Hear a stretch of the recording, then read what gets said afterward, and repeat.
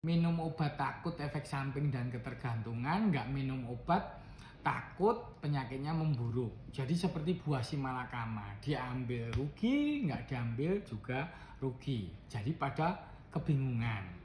Jadi jangan khawatir kalau memang harus minum obat. Obat yang membuat ketergantungan itu hanya obat yang mempengaruhi sistem saraf pusat kita, yaitu yang mempengaruhi neurotransmitter yang menghubungkan antara saraf dengan saraf itu kan ada kayak semacam hormonnya, yaitu yang mempengaruhi GABA, dopamin, dan serotonin. Kalau tidak mempengaruhi itu, ya berarti tidak akan ketergantungan. Nah, obat-obat contoh yang bisa menyebabkan ketergantungan itu ya obat golongan narkotik dan psikotropika. Demikian juga obat-obat yang mengandung antidepresan, kemudian anti-anxiety, kemudian antipsikosis. Itu semuanya rata-rata obat psikiater sebenarnya. Tapi sebenarnya pada tataran dosis tertentu ketika sudah mulai diturunkan secara bertahap ya tidak akan terjadi ketergantungan. Jadi teman-teman kalau memang sedang minum obat dari dokter ahli jiwa, silakan diteruskan, nggak usah khawatir. Nanti pada titik tertentu ketika komunikasinya intens dengan dokter ahli jiwa tersebut, nanti akan diturunkan dosisnya sampai ketemu titik yang seimbang, yang normal.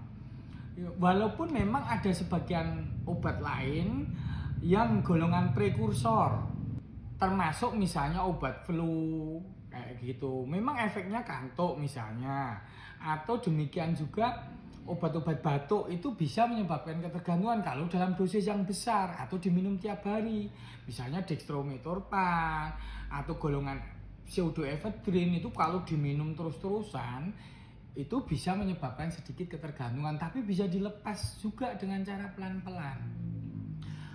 Obat pereda nyeri pun juga, misalnya yang termasuk golongan opioid misalnya tramadol, itu bisa menyebabkan ketergantungan, tapi juga bisa direduksi pelan-pelan.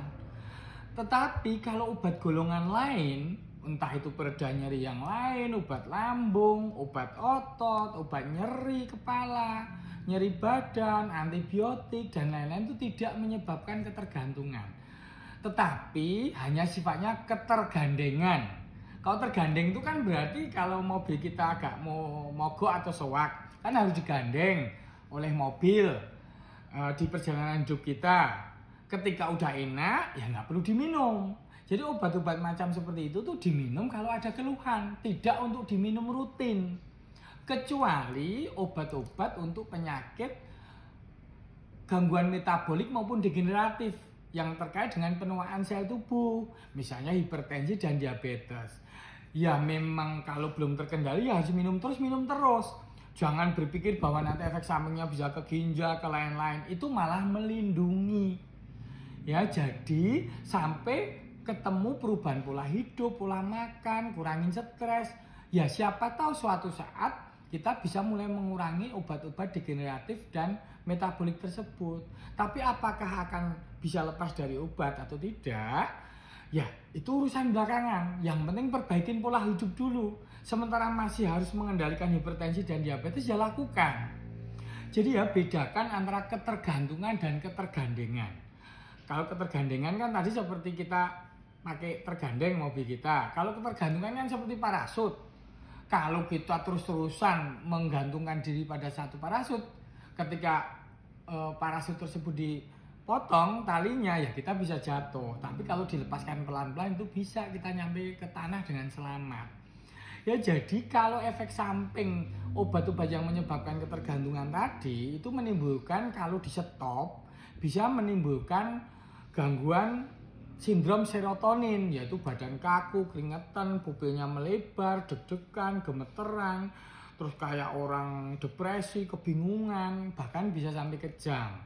Makanya itu setiap mengkonsumsi obat-obat golongan yang saya sebutkan di awal tadi, sebaiknya konsultasi intensif dengan dokter yang memberikannya.